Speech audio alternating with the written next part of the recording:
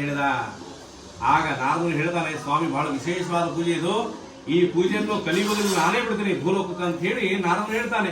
ಆಗ ನಾರಾಯಣ ಸ್ವಾಮಿ ಹೇಳ್ತಾನೆ, ಆಯ್ತು ನೀನೇ ಬಿಡು ಹೋಗು ಅಂತ ಹೇಳಿ ನಾರದನ ಭೂಲೋಕಕ್ಕೆ ಬ್ರಾಹ್ಮಣ ರೂಪದಲ್ಲಿ ಬರ್ತಾನೆ. ಬಂದು ನದಿದಂಡೆಯಲ್ಲಿ ಕೂತ್ಕೊಂಡು ವ್ರತ ಮಾಡ್ತಿರ್ತಾನೆ.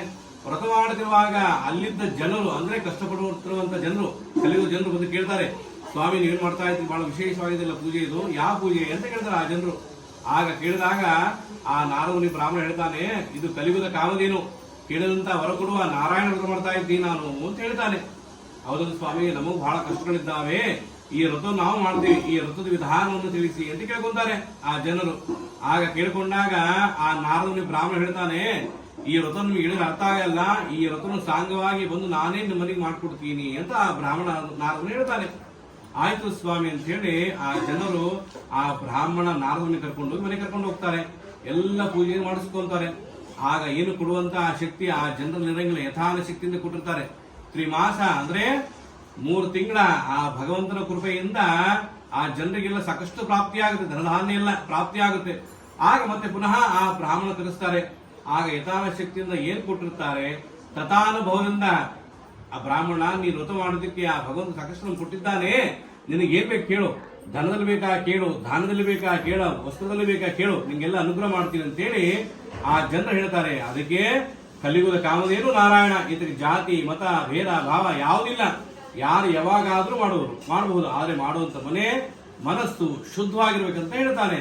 ಇತ್ತೀಚೆಗೆ ಇತರ ಜನ ಎಲ್ಲ ಶ್ರಾವಣ ಮಾಸ ಕಾರ್ತಿಕ್ ಮಾಸ ಯಾಕೆ ಮಾಡ್ತಾರಪ್ಪ ಅಂದ್ರೆ ಆ ಸಮಯದಲ್ಲಿ ಕಪ್ಪು ಕಡಿ ತಿಂತಿರಂಗಿಲ್ಲ ಜನ, ಆ ಸಮಯಕ್ಕೆ ಮಾಡಿ ಮುಗಿಸ್ಬಿಡೋಣ ಅಂತ ಹೇಳಿ ಮಾಡ್ಬಿಡ್ತಾರೆ. ಆದ್ರೆ ಇದಗ ಸಮಯ ಇಲ್ಲ, ಮನಸ್ಸಿದ್ರೆ ಮಾರ್ಗ, ಮನಸ್ಸಿಗೆ ಬಂತ ಇವತ್ತು ಬರಬೇಕು, ನಾಳೆ ನಾಡಬೇಕು ಮಾಡ್ಬೇಕು. ಆದ್ರೆ ನಮ್ಮ ಮನಸ್ಸಿನ ಭಾವನೆ ನಾರಾಯಣ, ನಡೆದರೆ ಪಡ್ಕೋಬೇಕಂತಲ್ಲಿ ಅಂತ ಹೇಳಿ ನಾರದ ಮುನಿ ಭೂಲೋಕಕ್ಕ ಪ್ರಥಮೋಧ್ಯಾಯದಲ್ಲಿ ಈ ರೀತಿ ಸಾಧನೆಯೊಂದಿಗೆ ಪ್ರಥಮೋಧ್ಯಾಯ ಸಂಪೂರ್ಣ. ಲಕ್ಷ್ಮೀನಾರಾಯಣ ಗೋವಿಂದ ಗೋವಿಂದ. ಬೆಳಗ್ಗೆ ಚಂದನಾಗೂರ ಹಿರಣ್ಯ ಪಾತ್ರ ಮದೋಪಣೋದಸ್ಯಾನ ಏಕ ಬ್ರಹ್ಮಣ ವ್ರತೆ ಮಂಗಳಾಜರಾಜರಮಣ ಗೋವಿಂದ ಗೋ. ಈಗಿನ ಆಚಾರ ತೊಗೊಂಡ್ರೆ ನೀರು ತೊಗೊಂಡು ಎಲ್ಲ ತೊಗೊಂಡು ಅಲ್ಲಿ ಕಲಿಕೆ ಮಾಡ್ಬಿಡ್ರಲ್ಲ. ಹಾ, ಪ್ರಥಮೋಧ್ಯಾಯ ಸಂಪೂರ್ಣ ಅಲ್ಲಿ ಬಿಡಿ. ಅತಃ ದ್ವಿತೀಯೋಧ್ಯಾಯ ಪ್ರಾರಂಭ. ಅರ್ಥ ಕತೆ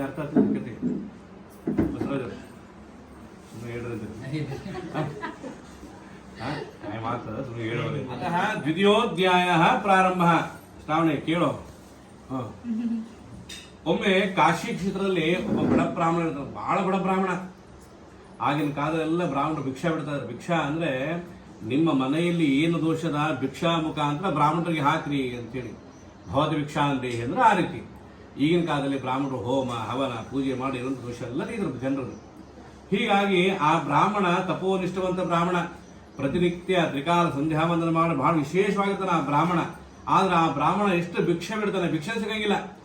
ಆಗ ಭಗವಂತ ನಾರಾಯಣ ಸ್ವಾಮಿ ಅವನಿಗೆ ಅನುಗ್ರಹ ಮಾಡ್ಬೇಕಂತೇಳಿ ಭೂಲೋಕಕ್ಕೆ ಬ್ರಾಹ್ಮಣ ರೂಪದಲ್ಲಿ ಬರ್ತಾನೆ. ಬಂದು ಭಿಕ್ಷೆ ಬಿಡೋ ಬ್ರಾಹ್ಮಣ ಕೇಳ್ತಾನೆ, ಏನಪ್ಪಾ ಬ್ರಾಹ್ಮಣ ಏನ್ ಮಾಡ್ತಾ ಇದ್ದೀಯಾ ನೀನು ಅಂತ ಕೇಳ್ತಾನೆ. ಯಾರು ಕೇಳ್ತಾರೆ? ನಾರಾಯಣ ಸ್ವಾಮಿ ಕೇಳ್ತಾನೆ. ಆಗ ಬಡ ಬ್ರಾಹ್ಮಣ ಹೇಳ್ತಾನೆ, ಸ್ವಾಮಿ ನಾನು ಪ್ರತಿನಿತ್ಯ ಭಿಕ್ಷೆ ಬಿಡಿ ಜೀವ ನಡೆಸೋನು, ಹೀಗಾಗಿ ಎಷ್ಟು ಭಿಕ್ಷೆ ಬಿಡ್ತಾ ಇದ್ದೀನಿ, ನನ್ನ ಭಿಕ್ಷೆ ಸಿಗ್ತಾ ಇಲ್ಲ, ನಿಮ್ಮ ಮುಖದಲ್ಲಿ ಬಹಳ ವಿಶೇಷವಾಗಿ ಕಾಣ್ತಾ ಇದ್ದೀರಿ, ನೀವು ಒಂದು ಭಿಕ್ಷೆ ಒಂದು ಮಾರ್ಗವನ್ನಾದ್ರೂ ಹೇಳಿ ಅಂತ ಕೇಳ್ಕೊಂತಾನೆ ಬಡ ಬ್ರಾಹ್ಮಣ. ಆಗ ನಾರಾಯಣ ಸ್ವಾಮಿ ಬ್ರಾಹ್ಮಣ ಹೇಳ್ತಾನೆ, ಇತ್ತೀಚೆಗಿನಪ್ಪ ಕಲಿಯುಗದಲ್ಲಿ ಈ ಒಂದು ಯುಗದಲ್ಲಿ ಯಾವುದೋ ಒಂದು ವ್ರತ ಬಿಟ್ಟಿದ್ದಾರಂತೆ, ಆ ವ್ರತ ಮಾಡಿ ನಿಮ್ಗೆ ಒಳ್ಳೇದಾಗುತ್ತೆ ಅಂತ ನಾರಾಯಣ ಸ್ವಾಮಿ ಬ್ರಾಹ್ಮಣ ಹೇಳ್ತಾನೆ. ಆಗ ಬಡ ಬ್ರಾಹ್ಮಣ ಹೇಳ್ತಾನೆ, ಸ್ವಾಮಿ ಪ್ರತಿನಿತ್ಯ ಭಿಕ್ಷೆ ಬಿಡಿ ಜೀವನ ನಡೆಸೋನು, ಆ ಶಕ್ತಿ ನನ್ನಿಲ್ಲ, ಆದ್ರೆ ಗುರುಗಳು ಹೇಳ್ತಾ ಇದ್ದೀರಿ ಮಾಡಂತ, ಆ ಭಗವಂತ ನಂಗೆ ಏನಾದ್ರು ಶಕ್ತಿ ಕೊಟ್ರೆ ನಾನು ಈ ವ್ರತ ಮಾಡ್ತೀನಿ, ವ್ರತದ ಹೆಸರು ಮತ್ತು ವಿಧಾನವೆಲ್ಲವೂ ತಿಳಿಸಿ ಅಂತ ಕೇಳ್ಕೊಂತಾನೆ.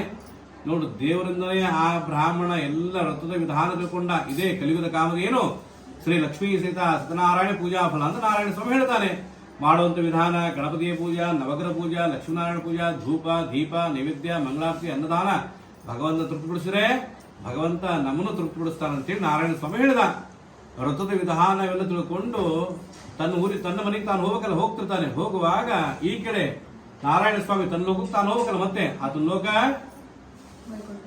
ವೈಕುಂಠಕ್ಕೆ ಹೋಗ್ಬಿಡ್ತಾನೆ. ಈ ಕಡೆ ಭಿಕ್ಷೆ ಬಿಡು ಬ್ರಾಹ್ಮಣ ಮಧ್ಯಾಹ್ನ ಕಳೀತದ, ಸಾಯಂಕಾಲ ಆಗತ್ತ, ರಾತ್ರಿ ಆಗತ್ತ, ಆ ಬ್ರಾಹ್ಮಣನಿಗೆ ನಿದ್ದೆ ಬರಂಗಿಲ್ಲ.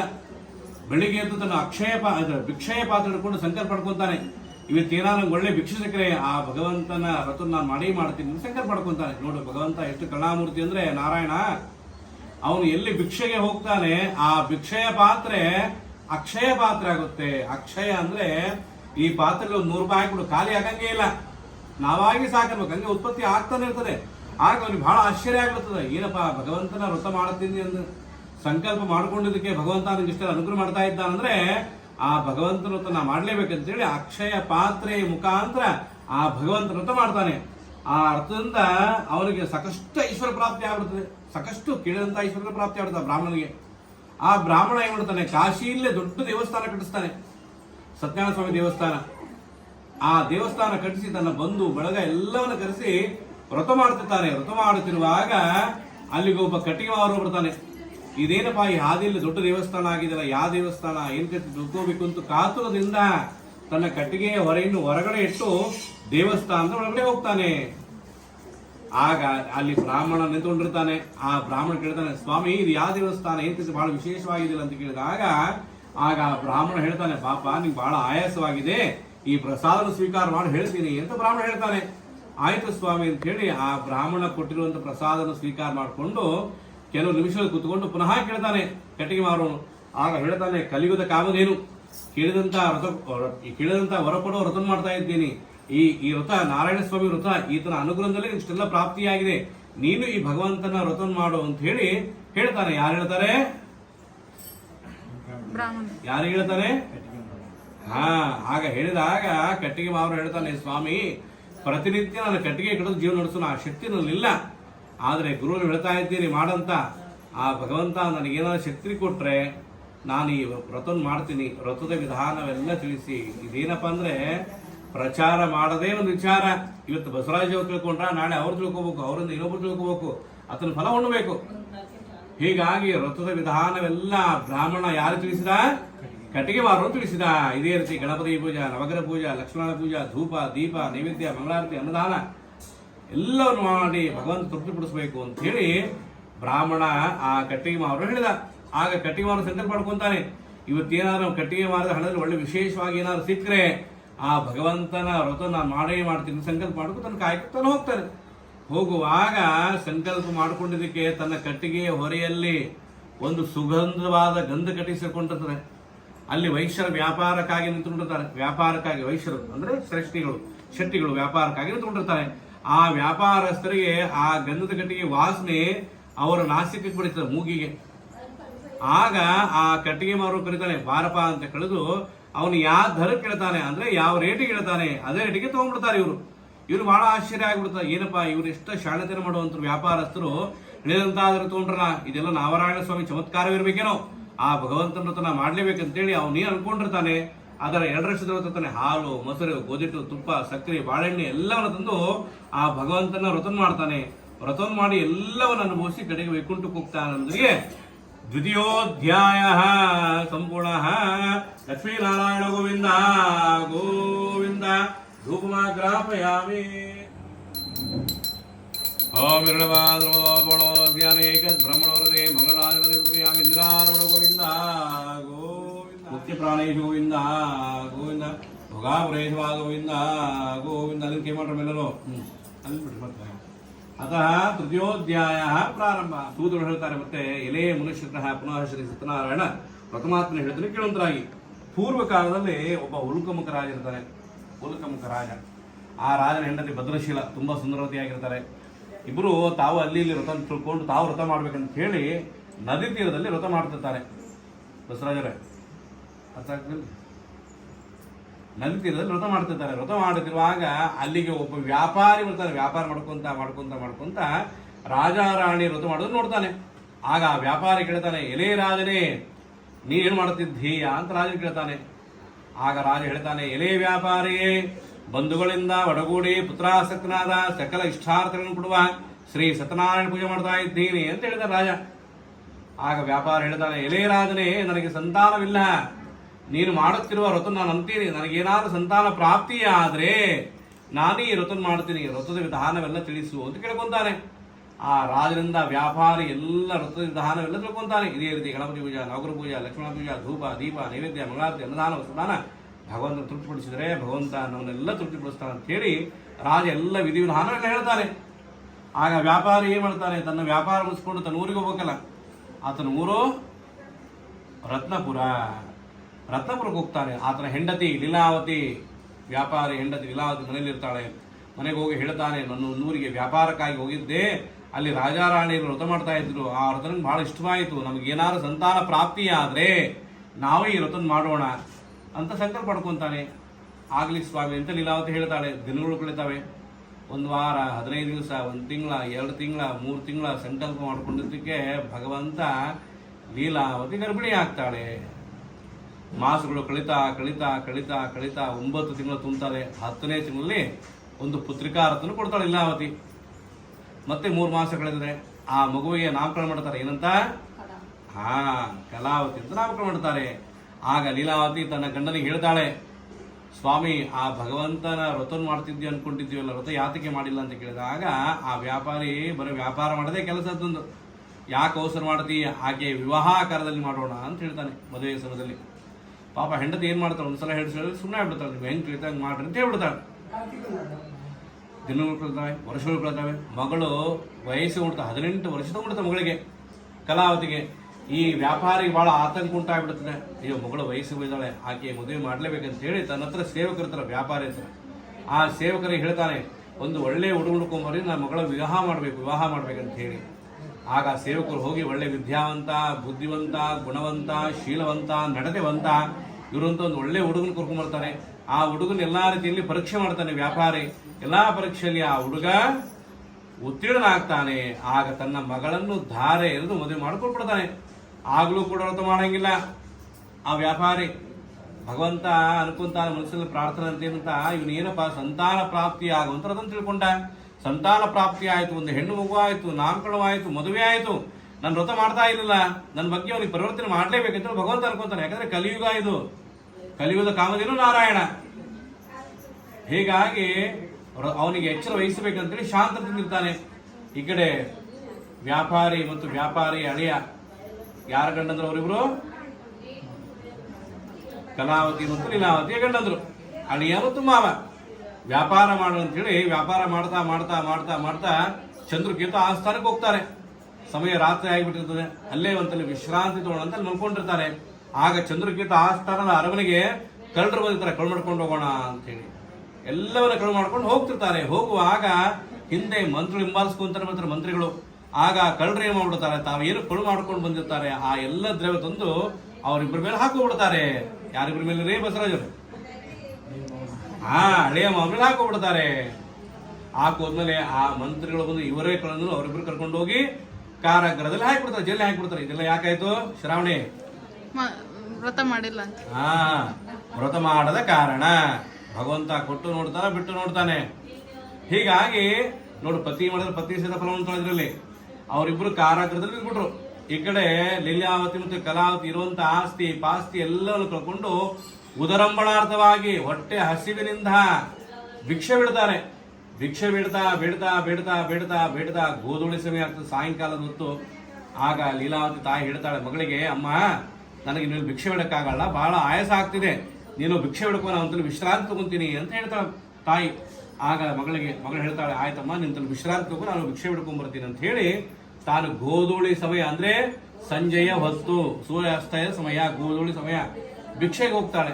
ಭಿಕ್ಷೆಗೆ ಹೋಗುವಾಗ ಅಲ್ಲಿ ಒಬ್ಬ ಬ್ರಾಹ್ಮಣ ಮನೆಗೆ ಹೋಗ್ತಾಳೆ. ಆ ಬ್ರಾಹ್ಮಣ ಮನೆಯಲ್ಲಿ ಸತ್ಯನಾರಾಯಣ ಪೂಜೆ ನಡೆದಿರ್ತದ. ಆ ಮನೆಗೆ ಹೋಗಿ ಭಿಕ್ಷೆ ಕೇಳ್ತಾಳೆ ಕಲಾವತಿ. ಆಗ ಬ್ರಾಹ್ಮಣ ಹೇಳ್ತಾನೆ, ಅಮ್ಮ ನಮ್ಮ ಮನೆಯಲ್ಲಿ ಸತ್ಯನಾರಾಯಣ ಸ್ವಾಮಿ ಪೂಜೆ ನಡೆದ, ಎಲ್ಲ ಪೂಜೆ ಮುಗಿಲಿ ಪ್ರಸಾದ ಕೂಡ ತಗೊಂಡು ಹೋಗುವಂತಿ ಅಂತ ಆ ಬ್ರಾಹ್ಮಣ ಹೇಳ್ತಾನೆ. ಆಯ್ತು ಸ್ವಾಮಿ ಅಂತ ಹೇಳಿ ಎಲ್ಲ ಪೂಜೆ ಮುಗಿಸ್ಕೊಂಡು ಪ್ರಸಾದನ ಸ್ವೀಕಾರ ತಾನು ಮಾಡಿಕೊಂಡು ತನ್ನ ಮಗ ತಾಯಿ ತಗೊಂಡು ಹೋಗ್ಬೇಕು ಅನ್ನುವಷ್ಟರಲ್ಲಿ ಸಮಯ ಬಹಳ ಆಗ್ಬಿಟ್ಟಿರ್ತದೆ. ಮತ್ತೆ ಆ ಬ್ರಾಹ್ಮಣ ಹೇಳ್ತಾನೆ, ಅಮ್ಮ ಬಹಳ ಸಮಯವಾಗಿದೆ, ಇವತ್ತು ಇಲ್ಲೇ ಎದ್ದು ಬೆಳಗ್ಗೆ ಹೋಗು ನೀನು ಅಂತ ಹೇಳ್ತಾನೆ. ಆಯ್ತು ಸ್ವಾಮಿ ಅಂತ ಹೇಳಿ ಕಲಾವತಿ ಅಲ್ಲೇ ಮಲ್ಕೊಂಡು ಬೆಳಗ್ಗೆ ಎದ್ದು ತನ್ನ ತಾಯಿಗೆ ಪ್ರಸಾದನ ತಗೊಂಡು ಹೋಗ್ತಾಳೆ. ಕಲಾವತಿ ಲೀಲಾವತಿ ಬಹಳ ತಪ್ಪು ತಿಳ್ಕೊಂಡ್ಬಿಡ್ತಾಳೆ. ರಾತ್ರಿ ಎಲ್ಲಿ ಹೋಗಿದ್ದೆ ಏನ್ ಕತೆ ಅಪಾರ್ಥ ತಿಳ್ಕೊಂಡ್ಬಿಡ್ತಾಳೆ. ಆಗ ಕಲಾವತಿ ಹೇಳ್ತಾಳೆ, ಅಮ್ಮ ಒಬ್ಬ ಬ್ರಾಹ್ಮಣ ಮನೆಯಲ್ಲಿ ಸತ್ಯನಾರಾಯಣ ಸ್ವಾಮಿ ಪೂಜೆ ನಡೆದಿತ್ತು, ಅಲ್ಲಿ ಹೋದೆ, ಸಮಯ ಬಹಳವಾಯಿತು. ಆ ಬ್ರಾಹ್ಮಣರು ಇವತ್ತು ಇಲ್ಲೇ ಇದ್ದೆ ಬೆಳಗ್ಗೆ ಹೋಗೋದ್ರೆ ಆದ ಕಾರಣ ನನಗೆ ಬಂದಿದ್ದೇನೆ. ನೋಡು ಭಗವಂತ ಎಷ್ಟು ಕರುಣಾಮೂರ್ತಿ ಅಂದ್ರೆ ಅವರಿಬ್ಬರನ್ನಲ್ಲಿ ಶಿಕ್ಷೆಗೊಳಪಡಿಸಿದ.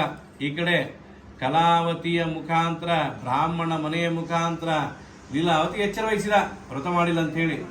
ಆಗ ಲೀಲಾವತಿಗೆ ಜ್ಞಾನೋದಯ ಆಯ್ತು. ಅಯ್ಯೋ, ನಾನು ಸತ್ಯನಾರಾಯಣ ಪೂಜೆ ಮಾಡದ ಕಾರಣ ನಮಗಿಷ್ಟೆಲ್ಲ ತೊಂದರೆ ಉಂಟಾಗಿದೆ ಅನಿಸುತ್ತೆ, ಆ ಭಗವಂತನ ವ್ರತ ನಾನು ಮಾಡಲೇಬೇಕಂತ ಹೇಳಿ ಅವರು ಭಿಕ್ಷೆ ಬಿಡಿದ್ರ. ಆ ಭಿಕ್ಷೆಯ ಧನದಲ್ಲೇ ಬಸವರಾಜನ ಕೇಳ್ತಿದ್ರಲ್ಲ, ಆ ಭಿಕ್ಷೆಯ ಧನದಲ್ಲೇ ಅಲ್ಲೇ ನದಿ ದಂಡೆಯಲ್ಲಿ ಒಂದು ಪ್ರತಿಮೆ ಮಾಡ್ತಾರೆ. ಸತ್ಯನಾರಾಯಣ ಪ್ರತಿಮೆ ಮಾಡಿ ಲೀಲಾವತಿ ಮತ್ತು ಕಲಾವತಿ ಆ ಭಗವಂತನ ವ್ರತ ಮಾಡ್ತಾರೆ. ಆಗ ಭಗವಂತ ತೃಪ್ತನಾಗ್ತಾನೆ ವ್ರತ ಮಾಡಿದ್ದಕ್ಕೆ. ಆಗ ಚಂದ್ರಕೇತು ರಾಜ ಅವರಿಬ್ಬರ ಜೈಲ್ ಹಾಕಿರ್ತಾರ ಕಾರಾಗೃಹದಲ್ಲಿ. ಆ ಚಂದ್ರಕೇತು ರಾಜನ ಕನಸಲ್ಲಿ ನಾರಾಯಣ ಸ್ವಾಮಿ ಬಿಡ್ತಾನೆ. ಬಂದು ಹೇಳ್ತಾನೆ, ಎಲೆಯ ರಾಜನೇ, ಇವರಿಬ್ಬರು ನನ್ನಿಂದ ಬಂಧ ಒಳಗಾಗಿದ್ದಾರೆ, ಅವ್ರನ್ನ ಬಂಧ ವಿಮುಕ್ತ ಮಾಡು, ಇಲ್ಲಿನ ಆಶಾಕ್ತಿಯನ್ನು ನೋಡು ಅಂತ ಭಗವಂತ ಹೇಳ್ತಾನೆ. ಆಗ ರಾಜನಿಗೆ ಬಹಳ ಆಶ್ಚರ್ಯ ಆಗತ್ತೆ. ಏನಪ್ಪಾ ಭಗವಂತ ಬಂದು ರೀತಿ ಹೇಳ್ತಿದ್ದಾನಂದ್ರೆ ಅವರಿಬ್ಬರು ಬಂದು ವಿಮುಕ್ತ ಮಾಡ್ಲೇಬೇಕಂತೇಳಿ ಬೆಳಿಗ್ಗೆ ಎದ್ದು ತನ್ನ ರಾಜ್ಯಸಭೆಯನ್ನು ಕರೆಸಿ ಅವರಿಬ್ಬರು ಕರೆಸ್ತಾನೆ. ಅವ್ರ ವ್ಯಾಪಾರಕ್ಕಾಗಿ ಸಣ್ಣ ಪೆಟ್ಟಿಗೆ ತಂದ್ರೆ ವಜ್ರ ವೈಡೂರ ಆ ಪೆಟ್ಟಿಗೆ ಹೆಸರನ್ನು ದೊಡ್ಡ ಪೆಟ್ಟಿಗೆ ಕೊಡ್ತಾರೆ ರಾಜ ಅವರಿಬ್ಬರಿಗೆ. ಹೋಗ್ರಿ, ಭಗವಂತನ ಅನುಗ್ರಹ ಬಹಳ ಇದೆ, ಭಗವಂತನೇ ಬಿಡುಗಡೆ ಮಾಡ್ತಾ ಇದ್ದಾನೆ, ಹೋಗ್ ಬರ್ರಿ ಅಂತ ಹೇಳ್ತಾನೆ ರಾಜ. ಆಗ ರಾಜ ನಮಸ್ಕಾರ ಮಾಡಿ ಮುಂದಕ್ಕೆ ಹೋಗ್ತಾರೆ. ಅಂದರಿಗೆ ತೃತೀಯೋಧ್ಯಾಯ ಸಂಪೂರ್ಣ. ಲಕ್ಷ್ಮೀನಾರಾಯಣ ಗೋವಿಂದ ಗೋವಿಂದ. ತುಪ್ಪದೀಪ ಮನೆ ಮನ ಎರಡು ಶಾಂತವಾಗಿರ್ತದೆ. ಹಿರಣ್ಯಪಾತ್ರೋಮಲೋಪಣೋಮಲಸ್ಯಾನೇಕದ್ಬ್ರಹ್ಮಣೋ ವರದೆ ಮಂಗಳಾಂಜನಾಂಜನದಿ ಕೃಪಯಾಮಿಂದ್ರಾರಮಣ ಗೋವಿಂದ ಗೋವಿಂದ. ತೃತೀಯೋಧ್ಯಾಯ ಮಂಗಳಾಂಜನಾಂಜನದೀಪಂ ಸಮರ್ಪಯಾಮಿ. ಲಕ್ಷ್ಮೀರಮಣ ಗೋವಿಂದ.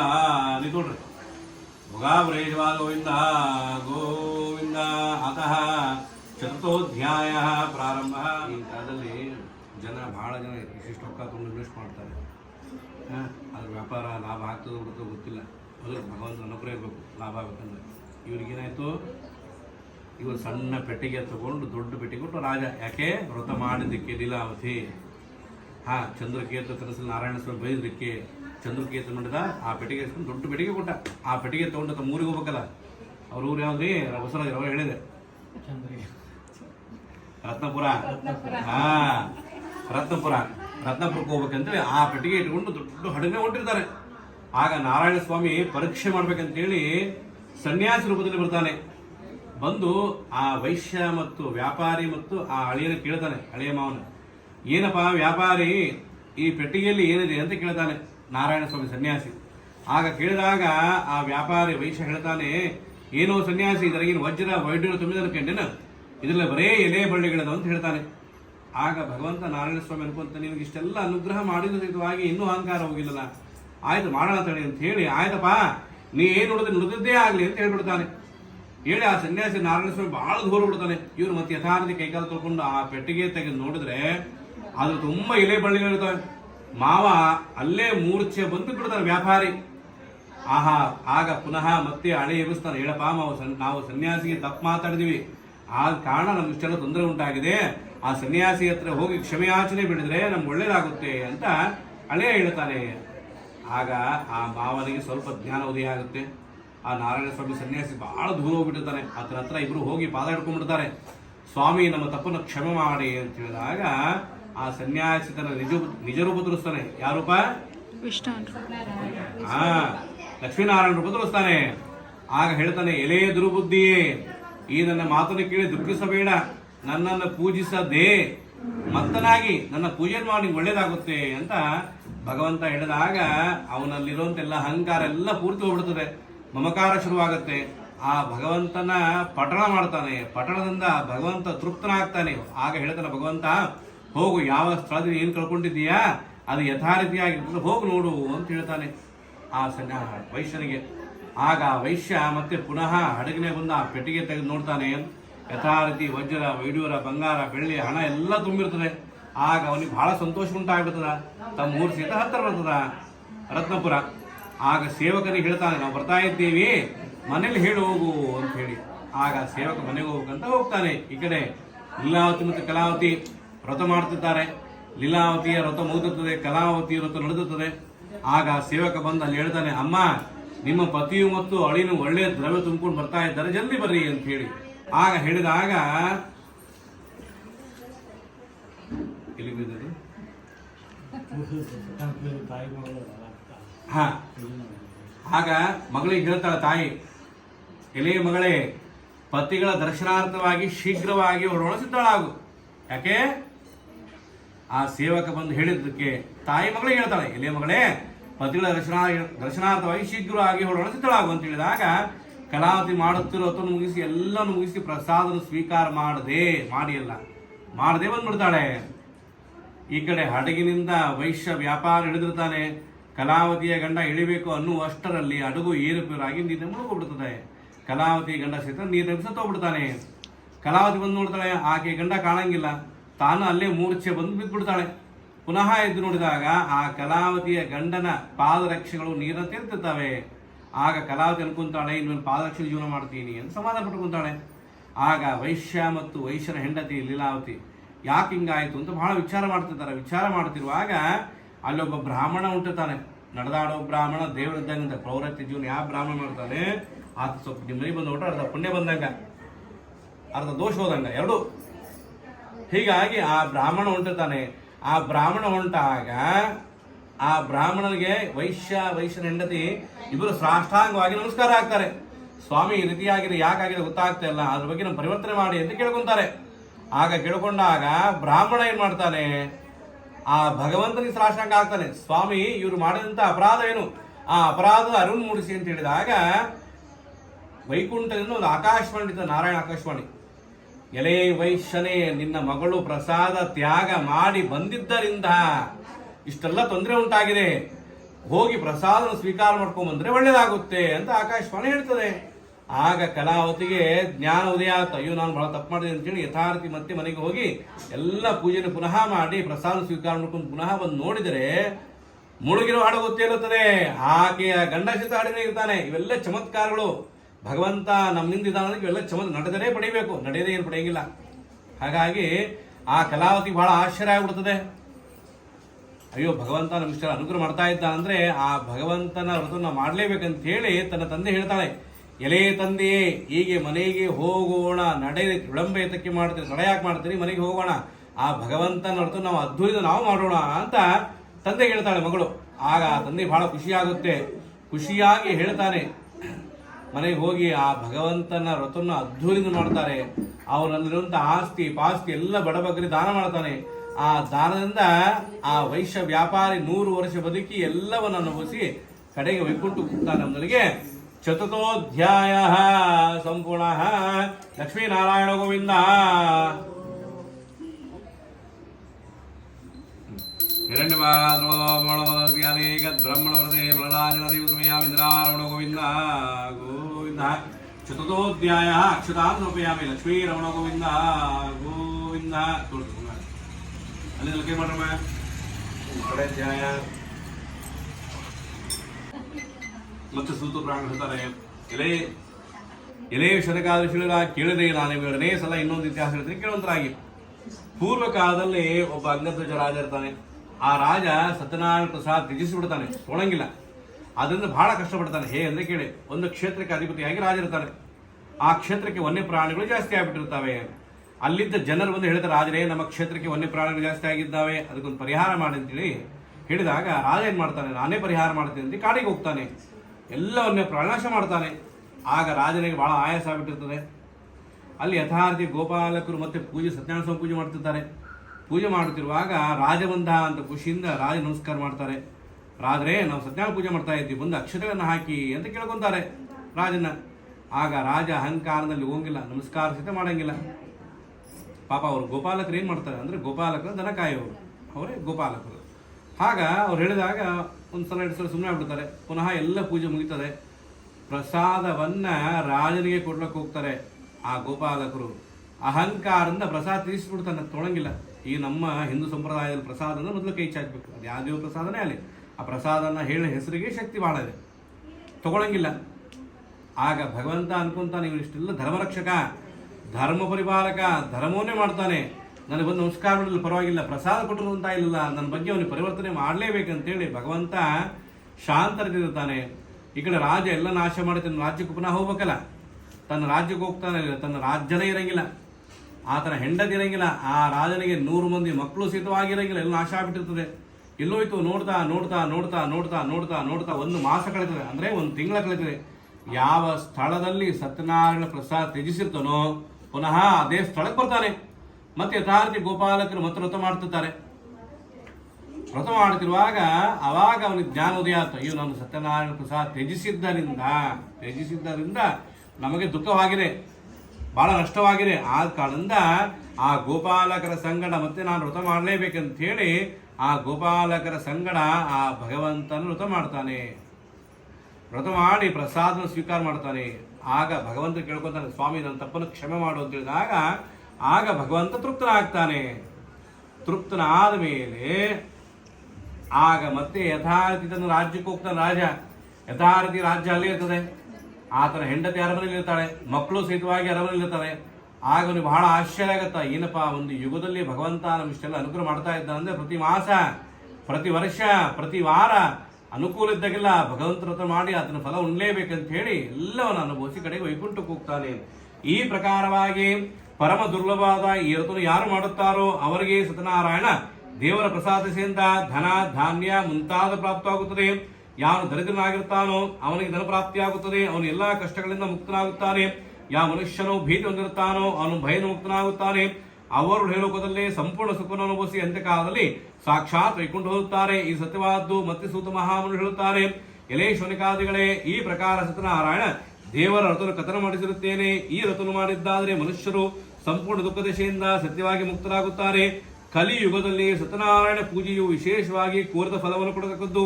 ಈ ಸತ್ಯನಾರಾಯಣ ಕೆಲವು ಕಾಲ ನಿಲ್ಲುತ್ತಾರೆ, ಕೆಲವರು ಸತ್ಯನಾರಾಯಣ ಹೇಳುತ್ತಾರೆ, ಇನ್ನು ಕೆಲವರು ಸತ್ಯದೇವರೆನ್ನುತ್ತಾರೆ. ಹೀಗೆ ನಾನಾ ಪ್ರಕಾರವಾದ ರೂಪ ಧಾರಣೆ ಮಾಡಿ ಸಕಲ ಶ್ರದ್ಧಾ ಭಕ್ತಿಯುತರಾದ ಭಕ್ತರು ಪ್ರಕೃತಕ್ಕೂ ಹೀಗೆ ಸನಾತನವಾದ ಭಗವಂತನು ಈ ಕಲಿಯುಗದಲ್ಲಿ ಸತ್ಯನಾರಾಯಣ ಉಪದೇಶಿಸಿದ್ದಾನೆ ಎಂದು ಸೂತ್ರ ಹೇಳುತ್ತಾರೆ. ಎಲೆ ಮುಲ್ಲೋಕೋತ್ರ, ಯಾರು ಸತ್ಯನಾರಾಯಣ ವ್ರತವನ್ನು ದಿನ ಶ್ರವಣ ಮಾಡುತ್ತಾರೋ ಅಥವಾ ಪಠಣ ಮಾಡುತ್ತಾರೋ ಅವರ ಸಮಸ್ತವು ಸತ್ಯದೇವರ ಪ್ರಸಾದದಿಂದ ಆಶುಂತಾಗಿ ಸುಖಿರುತ್ತಾನೆ. ಪಂಚಮೋಧ್ಯಾಯ ಸಂಪೂರ್ಣ. ಲಕ್ಷ್ಮೀನಾರಾಯಣ ಗೋವಿಂದ ಗೋವಿಂದ. ಹಾಡು ನೈವೇದ್ಯ, ಮಹಾ ನೈವೇದ್ಯ, ಮಂಗಳಾರತಿ, ಮಂತ್ರ ಪುಷ್ಪ, ಅಕ್ಷತ.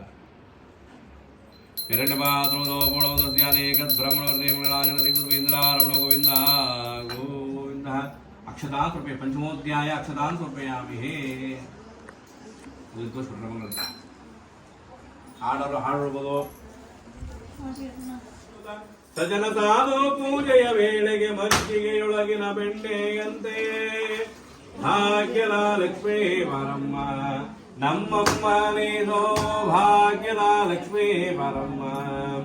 ಕನಕ ವೃಷ್ಟಿಯ ಕರೆಯುತ್ತವಾರೆ ಮನಕಾಮನೆಯ ಸಿದ್ಧಿಯ ತೋರೆ. ಕನಕ ವೃಷ್ಟಿಯ ಕರೆಯುತ್ತವಾರೆ ಮನಕಾಮನೆಯ ಸಿದ್ಧಿಯ ತೋರೆ. ದಿನಕರ ಕೋಟಿ ತೇಜದಿ ಹೊಳೆಯುವ ಜನಕರಾಯನ ಕುಮಾರಿ ಬೇಗ. ಭಾಗ್ಯದ ಲಕ್ಷ್ಮೀ ಬಾರಮ್ಮ ನಮ್ಮಮ್ಮ ನೀ ಸೌಭಾಗ್ಯದ ಲಕ್ಷ್ಮೀ ಬಾರಮ್ಮ. ಓಂ ಹೇಳ್ಕೊಡ್ರಿ, ಅಕ್ಷತೆ ಕೈಲಿ ಇವ್ರ ಕೈಲಿ ಅಕ್ಷತೆ ಬೆಳಗ್ಗೆ. ಓಂ ಬ್ರಹ್ಮಣ ವೃದೇ ಮಂಗಳರಾಜಿ ಪದ್ಮದಾಯದಾಕ್ಷಿ ಗಂಭೀರಾವೃತನಾಭಿಸ್ತನವರದಾಶಿಪ್ರವೃದಯ ಏಕದೃಢತಾಭ್ಯುಮ ಮೇಧಾ ದೇವೇಶಮಾಣಾ ಭದ್ರ ಸುಮನಸ್ತಿಮಾನಾದ್ವಯಾಜಿಷ್ಟ ವಿಂದುದೇ ಸುವಿರಾಹ ತ್ವಯಾಜಿಷ್ಟ ವೃಷಭೃತಿ ದೇವಿತ್ವಯಾ ಕಥ ಶ್ರೀರುತಾಃ. ಓಂ ಓಂ ಹಿರಣ್ಯಮಾತ್ರೋ ಪೂರ್ಣವದೋದ್ಯಾನೆ ಏಕಬ್ರಹ್ಮಣ ವೃದೇ ಮಂಗಳರಾಜರಾಜನಸುಭಿಯಾಮಿ ಇಂದಿರಾರಮಣ ಗೋವಿಂದ ಗೋವಿಂದ.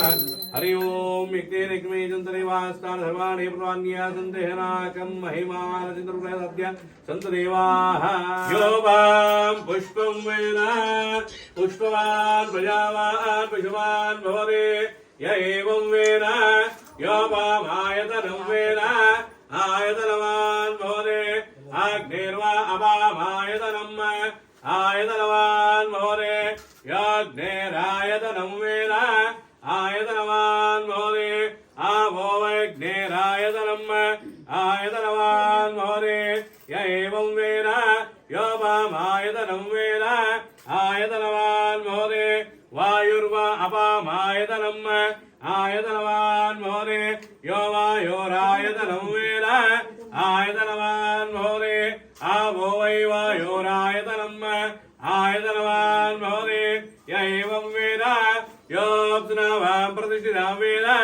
प्रत्येव दृश्यते ओम राजाधिराजाय प्रसय्य सायिने नमो वयं वै शृणाय कुर्महे समे गावान् कामकामामिक्यम् कामेश्वरो वै शृणोधान कुबेराय वै शृणाय महाराजाय नमः ओम स्वस्ति साम्राज्यं भोज्यंधराज्यं वैराज्यं पारमेष्टं राजराज्यमादित्यमयम् समंत प्रियायशा सारहो सर्वाशंदापरादाद सुंदरश्वे देवादारे ओम एकदंताय विद्महे वक्रतुंडाय धीमहि तन्नो दन्ति प्रचोदयात् ओम महालक्ष्मी च विद्महे विष्णुपत्न्यै च धीमहि तन्नो लक्ष्मी प्रचोदयात् ओम नारायणाय विद्महे वासुदेवाय धीमहि तन्नो विष्णु प्रचोदयात् वेदोक्तः मन्त्रपुष्पाञ्जलिम् अक्षतान् समर्पयामि लक्ष्मीरमण गोविन्द गोविन्द मुख्य प्राणे गोविन्द गोविन्द मुख्य प्राणे गोविन्द गोविन्द वेंकटरमण गोविंद गोविंद शेषाचलवा गोविंद गोविंद लक्ष्मी ಇದನ್ನ ಹಾಕಿ ಫೈಲ್ಸ್ ಅಲ್ಲೇ ಹಾ ತೋಡು ಮನ ತೋಡು ಸರ್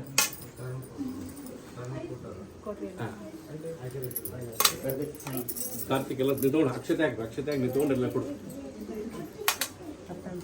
ಕೊಡಲ್ಲ